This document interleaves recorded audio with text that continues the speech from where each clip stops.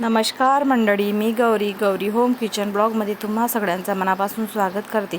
तुम्हाला पण बाजारासारख्या पांढऱ्या शुभ्र आणि कुरकुरीत रव्याच्या कुरड्या बनवायच्या आहेत का? तर हा व्हिडिओ शेवटपर्यंत नक्की बघा। व्हिडिओ जर आवडला तर लाईक करा, कमेंट करा आणि चॅनलवर नवीन असाल तर सबस्क्राईब करायला विसरू नका। अगदी योग्य प्रमाण घेऊन आज आपण रव्याच्या कुरड्या बनवणार आहोत। तर चला रेसिपीला सुरुवात करूया। त्यासाठी मी अर्धा किलो रवा घेतलेला आहे। रवा आपल्याला थोडंसं जाडसरच रवा घ्यायचा आहे। त्यानंतर त्याला आपल्याला 2 ते 3 पाण्याने चांगल्या प्रकारे धुवून घ्यायचा आहे। त्यानंतर आपल्याला रवा डुबेल इतकं पाणी घालून आपल्याला रात्रभर हा रवा भिजत ठेवायचा आहे। त्यावर झाकण ठेवून आपल्याला उन्हाळा आता खूप असल्यामुळे आपल्याला एकच दिवस त्याला भिजत ठेवायचा आहे।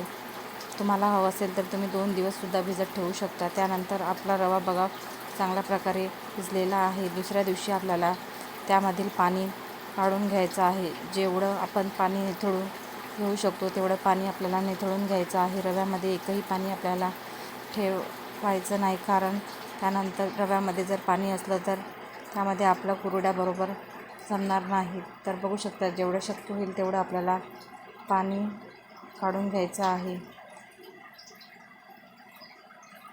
तर इथे बघू शकता आपण संपूर्ण पाणी रव्यामधलं काढून घेतलेलं आहे। हे पाणी आपल्याला फेकून द्यायचं आहे। त्यानंतर आपला बघू शकता रवा एकदम चांगल्या प्रकारे भिजलेला आहे। त्यानंतर त्याला चांगल्या प्रकारे आपल्याला चमच्याने मिक्स करून घ्यायचं आहे। त्यानंतर हा रवा आपल्याला मोजून घ्यायचा आहे। त्यासाठी मी एक कुकरचं भांडं घेतलेलं आहे।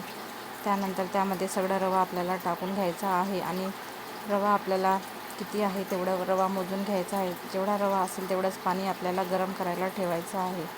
तर बघू शकता जवळपास एक डब्बा कुकरच्या डब्याला थोडंसं खाली रवा आहे। तर बघू शकता पूर्ण जेवढा आपल्याला ज्या भांड्याने तुम्ही रवा मोजून घेणार त्याच भांड्याने आपल्याला पाणी घ्यायचं आहे। इथे बघू शकता रवा आपला एका डब्याला थोडंसं खाली एवढं रवा आपला आहे तेवढाच पाणी आपल्याला घ्यायचं आहे। हे परत मी त्याच भांड्यामध्ये टाकून घेतलेलं आहे। तर बघू शकता जेवढा आपण रवा घेतलेला होता तेवढाच आपल्याला पाणीसुद्धा घ्यायचं आहे। त्यानंतर हा पाणी आपल्याला गरम करण्यासाठी ठेवून घ्यायचा आहे। तर बघू शकता इथे रवा साईडला ठेवून घ्यायचा आहे। त्यानंतर एक जाड बुडाचं पातेलं घ्यायचं आहे। यामध्ये मी कुकर घेतलेला आहे। त्यानंतर आपण जेवढा रवा तेवढाच पाणी घेतलेला आहे तो सगळा आपल्याला कुकरमध्ये घालून घ्यायचा आहे आणि झाकण ठेवून आपल्याला हा पाणी उकळू द्यायचा आहे। तर बघू शकता इथे 5 ते 10 मिनिटांनी आपलं पाणीसुद्धा चांगल्या प्रकारे पाण्यालासुद्धा चांगली उकळी आलेली आहे।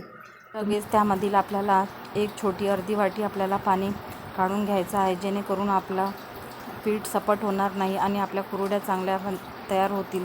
त्यानंतर थोडंसं तुकडा आपल्याला तुरटीचा घालून घ्यायचा आहे आणि चवीप्रमाणे मीठ घालून आपल्याला हे मिश्रण पाण्यामध्ये चांगल्या प्रकारे एकजीव करून घ्यायचं आहे।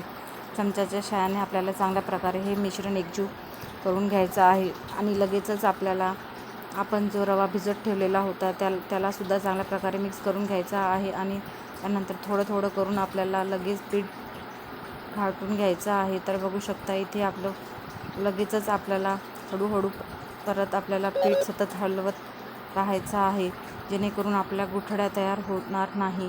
तुम्ही जर जास्त प्रमाणामध्ये रव्याच्या कुरड्या करत असाल तर एकाला मदतीसाठी घेऊन अशा प्रकारे हाटू तयार करू शकता। तर बघू शकता इथे मी रवा थोडंसं असल्यामुळे एका हाताने पीठ टाकून घेतलेलं आहे आणि एका हाताने चांगल्या प्रकारे आपल्याला परतून घ्यायचं आहे। लगेचच आपल्याला सतत हलवत त्याला रव्याला चांगल्या प्रकारे मिक्स करून घ्यायचं आहे, जेणेकरून आपल्याला त्यामध्ये एकही गुठळी तयार व्हायला नको। तर बघू शकता इथे आपले पीठसुद्धा चांगल्या प्रकारे तयार झालेलं आहे आणि सतत हलवत आपल्याला पीठ हलवून घ्यायचं आहे आणि हे सगळं करताना गॅस आपल्याला कमीच ठेवायचे आहे, जेणेकरून पीठ आपला तळाशी लागणार नाही। तर बघू शकता इथे आपलं पीठसुद्धा चांगल्या प्रकारे शिजलं जात आहे आणि एकही गुठळी अशी तयार झालेली नाही। सतत हलवत आपल्याला पीठ चांगल्या प्रकारे शिजवून घ्यायचं आहे। तर बघू शकता इथे पीठ आपलं चांगल्या प्रकारे शिजलेलं आहे।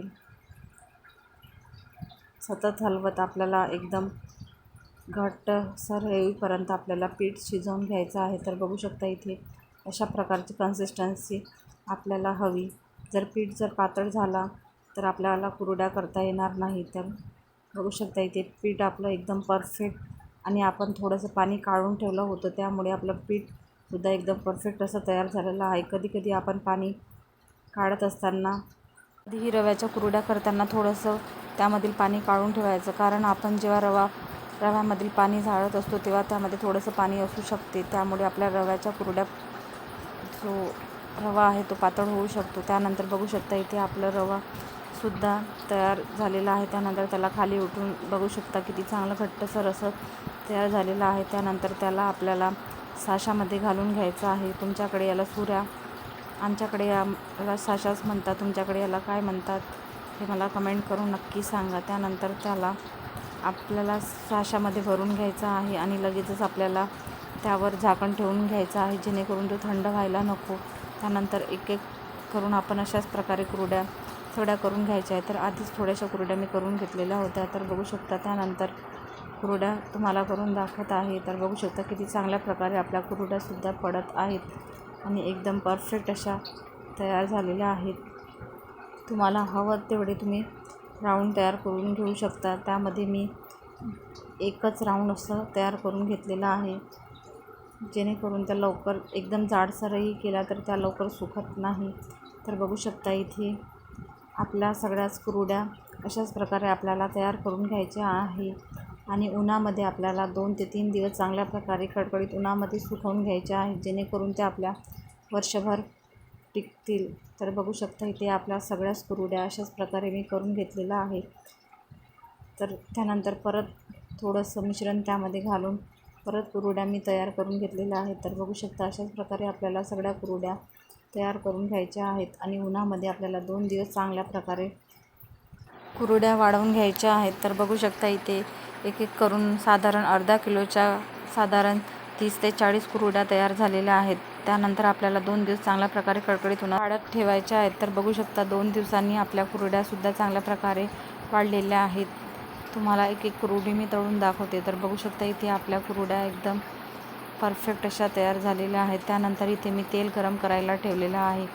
त्यानंतर एक कुरडी टाकून तुम्हाला तळून दाखवते. तर बघू शकता इथे एक कुरडी मी तळून दाखवली आहे. पूर्ण कढईभर अशी कुरडी आपली तयार झालेली आहे. तर बघू शकता किती चांगल्या प्रकारे कुरडी आपली फुललेली आहे. अशाच प्रकारे 1 ते 2 कुरड्या मी तुम्हाला तळून दाखवते. तर बघू शकता इथे दुसरी कुरडीसुद्धा मी तुम्हाला तळून दाखवते. तर बघू शकता एकदम परफेक्ट अशी कुरडी आपली तयार झालेली आहे. दोन्ही साईडने पलटून आपल्याला कुरडी चांगल्या प्रकारे तळून घ्यायची आहेत. तर बघू शकता इथे परफेक्ट अशी आपली रव्याची कुरडी तयार झालेली आहे. जशी गव्हाची कुरडी लागते तशाच प्रकारे आपल्याला रव्याची कुरडीसुद्धा सेम तशाच प्रकारे लागते. तर गव्हाला खूप वेळ आणि द्यावा लागतो, त्याऐवजी आपण रव्याची कुरडीसुद्धा तयार करून घेऊ शकतो. अगदी परफेक्ट आणि अगदी सोपी रेसिपी आहे. तुम्हीसुद्धा घरी नक्की ट्राय करून बघा. आतापर्यंत तुम्ही जर व्हिडिओला लाईक केलं नसेल तर लाईक करा, कमेंट करा आणि चॅनलवर नवीन असाल तर सबस्क्राईब करायला विसरू नका. तर बघू शकता एक कुरडी मी तुम्हाला तोडून दाखवते. एकदम क्रिस्पी आणि कुरकुरीत अशी आपली कुरडी तयार झालेली आहे. तर बघू शकता आवाजावरून तुम्ही ओळखू शकता की आपली कुरडी एकदम क्रिस्पी आणि कुरकुरीत अशी तयार झालेली आहे. अशाच प्रकारे तुम्हीसुद्धा घरी नक्की ट्राय करून बघा. अगदी सोपी आणि झटपट तयार होणारी रेसिपी आहे. आणि व्हिडिओ जर आवडला असेल तर लाईक करा, कमेंट करा आणि चॅनलवर नवीन असाल तर सबस्क्राईब करायला विसरू नका. तर पुन्हा भेटू अशाच नवनवीन रेसिपीसोबत, व्हिडिओसोबत. तोपर्यंत धन्यवाद. बाय.